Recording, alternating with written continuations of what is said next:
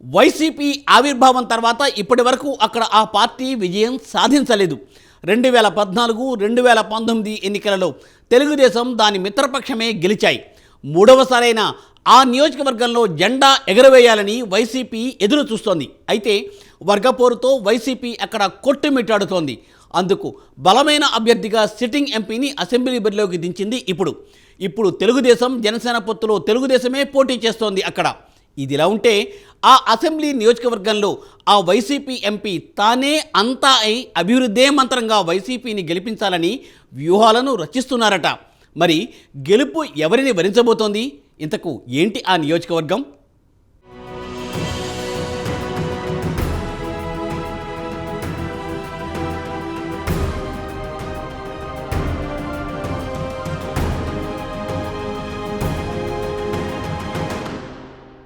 ముందుగా ఊహించినట్టే రాజమండ్రి పార్లమెంటు సభ్యులు వైసీపీ నేత మార్గాని భరత్రామ్కు స్థానచలనం కలిగింది.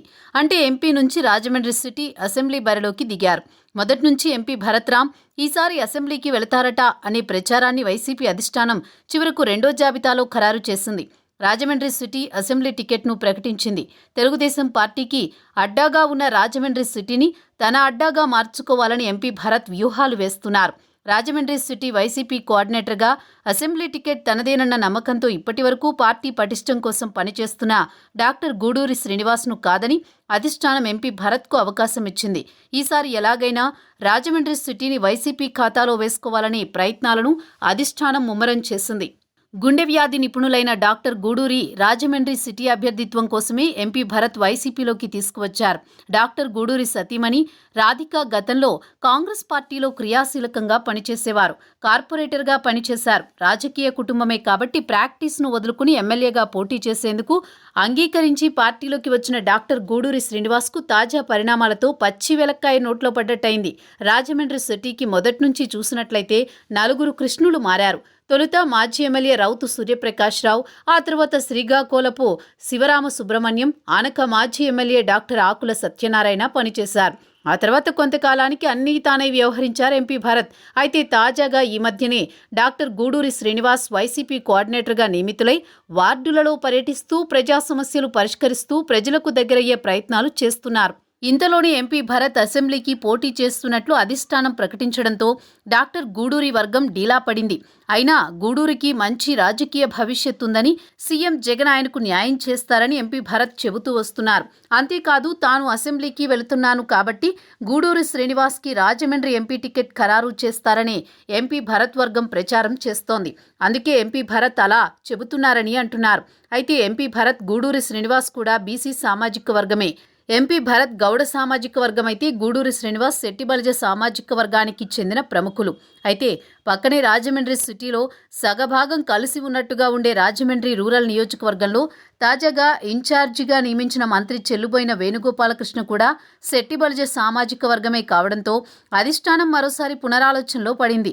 వరుసగా 3 నియోజకవర్గాలు అంటే ఎంపీ 2 ఎమ్మెల్యేలు పక్కపక్కనే ఇవ్వడం వల్ల వ్యతిరేక భావం ఉంటుందేమోనన్న అనుమానం వైసీపీ అధిష్టానానికి కలిగింది. దీనిపై సర్వేలు చేయిస్తోంది.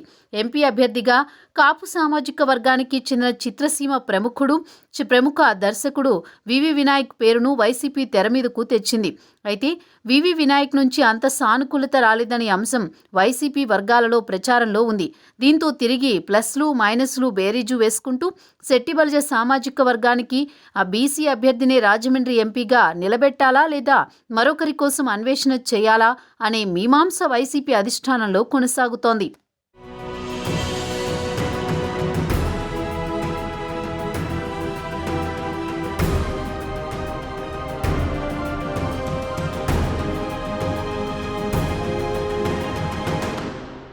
బీసీ వర్గం నుంచి శెట్టిబలిజ మహానాడు కన్వీనర్ కోడి ప్రవీణ్, డాక్టర్ అనసూరి పద్మలత, గూడూరి శ్రీనివాస్ లైన్లో ఉన్నారు. అయితే గూడూరి తాజా పరిణామాలతో అసంతృప్తితో ఉన్నారని సమాచారం. ఎంపీ భరత్ను అసెంబ్లీకి ప్రకటించగానే గూడూరి శ్రీనివాస్ తన కార్యక్రమాలను కూడా తగ్గించుకున్నట్లే కనిపిస్తోంది. అయితే అసెంబ్లీ టికెట్ ఖరారు కాగానే ఎంపీ భరత్ తన జోరు పెంచారు. రుడా చైర్మన్గా తిరిగి మేడపాటి షర్మిలారెడ్డిని అధిష్టానం నియమిస్తే ఎంపీ భరత్ ఆగమేఘాల మీద తాడేపల్లి వెళ్లి ఉత్తర్వులను నిలిపివేయించి మాజీ ఎమ్మెల్యే రౌతు సూర్యప్రకాశ్రావును రుడా చైర్మన్గా నియమించుకుని ఉత్తర్వులు తెచ్చుకున్నారు. రాజమండ్రి సిటీలో రౌతు సూర్యప్రకాశ్రావు 2004-2009లలో కాంగ్రెస్లో ఎమ్మెల్యేగా పనిచేశారు. 2014లో వైసీపీ టికెట్ కోసం ప్రయత్నించినా అవకాశం దక్కలేదు. 2019లో వైసీపీ అభ్యర్థిగా పోటీ చేసి టీడీపీ అభ్యర్థిని శ్రీమతి ఆదిరెడ్డి భవానీపై 32,000 ఓట్లతో ఓటమి చెందారు. ప్రారంభంలో కొన్నాళ్లు వైసీపీ కోఆర్డినేటర్గా ఉన్నా ఆ తర్వాత రౌతును తప్పించారు. అప్పట్నుంచి పార్టీలోనే ఉన్నా ఎలాంటి పదవులు రౌతుకు దక్కలేదు. తూర్పు కాపు సామాజిక వర్గానికి చెందిన రౌతు సూర్యప్రకాశ్రావుకు తాజాగా రుడా చైర్మన్ పదవి ఇప్పించడం ద్వారా కొంత ఓటు బ్యాంకును తన వైపు కూడగట్టుకోవాలనే ఆలోచనతో ఎంపీ భరత్ అప్పటికప్పుడు వ్యూహాత్మకంగా షర్మిలారెడ్డికి ఇచ్చేసిన వెనువెంటనే జీవో మార్పించి రుడా చైర్మన్ పదవి తన వర్గానికి మార్పించుకోగలిగారు. దీంతో షర్మిలారెడ్డి వర్గం భరత్కు వ్యతిరేకంగా మారింది.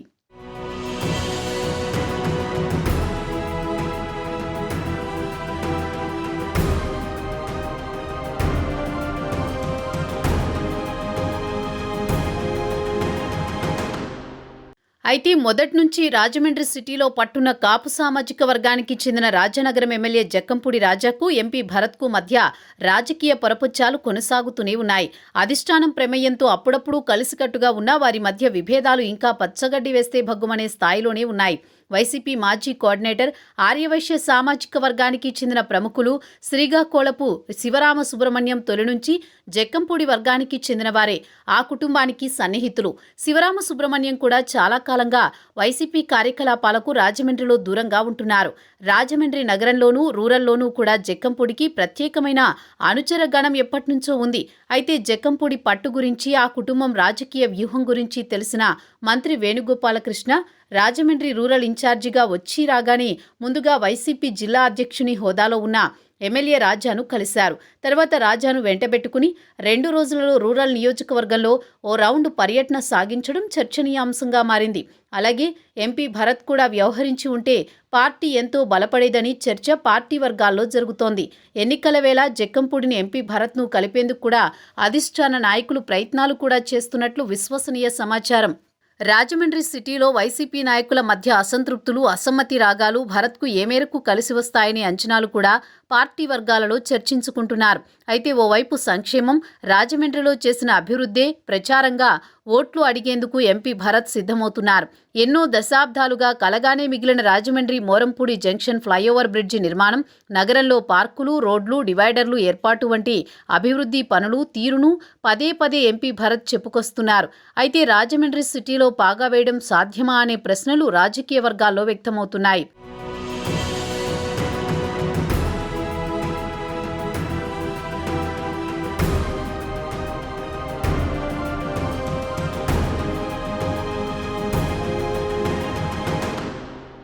రెండు 2014 ఎన్నికలలో తెలుగుదేశం బీజేపీ పొత్తులో రాజమండ్రి సిటీ అసెంబ్లీ బీజేపీకి ఇచ్చారు. అప్పట్లో బీజేపీ అభ్యర్థిగా కాపు సామాజిక వర్గానికి చెందిన డాక్టర్ సత్యనారాయణ 26,000 మెజారిటీతో విజయం సాధించారు. ఆ తర్వాత తెలుగుదేశం అభ్యర్థినిగా శ్రీమతి ఆదిరెడ్డి భవానీ 32,000 ఓట్ల మెజారిటీతో విజయం సాధించారు. తిరిగి తెలుగుదేశం అభ్యర్థిగా వెలమ సామాజిక వర్గానికి చెందిన మాజీ ఎమ్మెల్సీ ఆదిరెడ్డి అప్పారావు కుటుంబమే పోటీ చేయనుంది. కానీ ఆదిరెడ్డి భవానీ పోటీ చేయడం లేదు. అయితే ఆమె భర్త టీడీపీ రాష్ట్ర కార్యనిర్వాహక కార్యదర్శి ఆదిరెడ్డి శ్రీనివాస్ పోటీ చేయనున్నారు.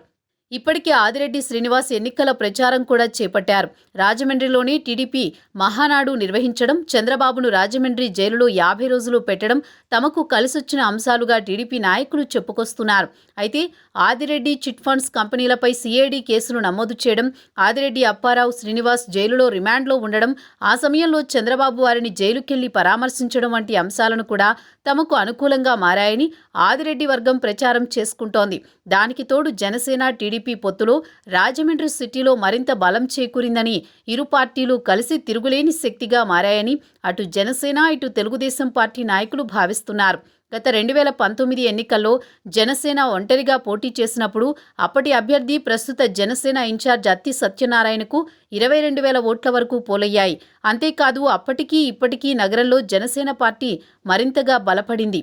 గత ఎన్నికల్లో టీడీపీ మెజారిటీ, జనసేనకు వచ్చిన ఓట్లు కలిపితే 50,000కు పైగా జనసేన టీడీపీ కలిపి మెజారిటీలో ఉన్నట్టుగా లెక్కలేసుకుంటున్నారు ఇరు పక్షాలు. అయితే వారెన్ని లెక్కలేసుకున్నా ఈసారి సీటు మాదేనన్న ధీమాలో వైసీపీ ఉండగా మెజారిటీ పెంచుకోవడానికి తాము ఇంటింటికి ప్రచారం చేసుకుంటున్నామని టీడీపీ చెబుతోంది.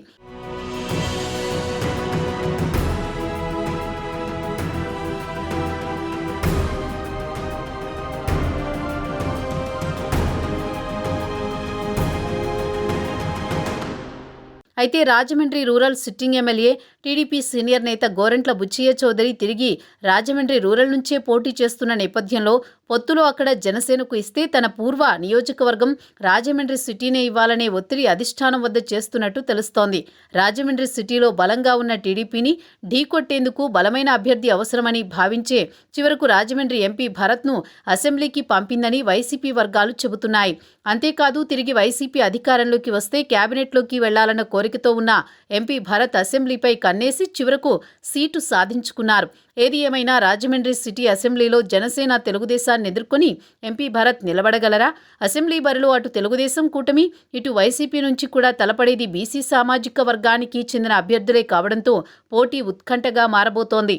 ఎందుకంటే రాజమండ్రి సిటీలో అత్యధిక ఓటు బ్యాంకు వరుసగా కాపులు, ఆ తర్వాత బీసీ, ఎస్సీ సామాజిక వర్గాలున్నాయి. అలాగే నిర్ణయాత్మక ఓట్లలో బ్రాహ్మణ, ఆర్యవైశ్య, దేవాంగ, క్రైస్తవ, మైనారిటీ సామాజిక వర్గాలు కనిపిస్తాయి. వీరిలో ఏ పార్టీకి ఎవరు అనుకూలమనే చర్చలు, కుల సమీకరణాల అంచనాలు రాజకీయ వర్గాల్లో కొనసాగుతున్న పరిస్థితి ఉంది. మరి చూడాలి, ఎన్నికల స్కెడ్యూల్ వచ్చేసరికి పరిస్థితులు, రాజకీయ పరిణామాలు ఎలా మారతాయో, అభ్యర్థుల జాతకాలు ఎలా ఉంటాయో వేచి చూడాలి.